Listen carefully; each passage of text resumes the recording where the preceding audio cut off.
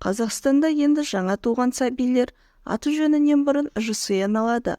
Мәжіліс депутаттары байланыс цифрландыру және ақпараттандыру саласындағы инвестициялық ахуалды арттыру мәселелері бойынша түзетулерді бірінші оқылымнан мақұлдады. Заң жобасында нәрестелерге туа сала жеке сәйкестендіру номерін бекіту қарастырылған.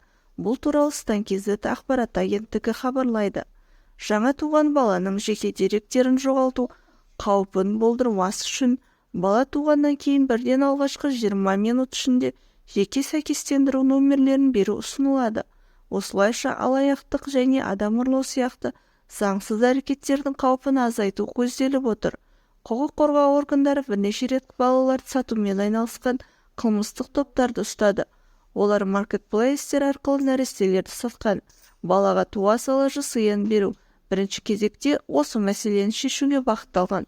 Қазіргі күні туғаннан кейін азамат ретінде тіркелгенше біраз уақыт өтеді, ал алаяқтық жүйелерді іске асыруға мүмкіндік береді. Енді баланы цифрлық тіркеу уақыты оның дүниеге келген сәтімен бірдей болады, деді мәжілісмен Константин Авершин.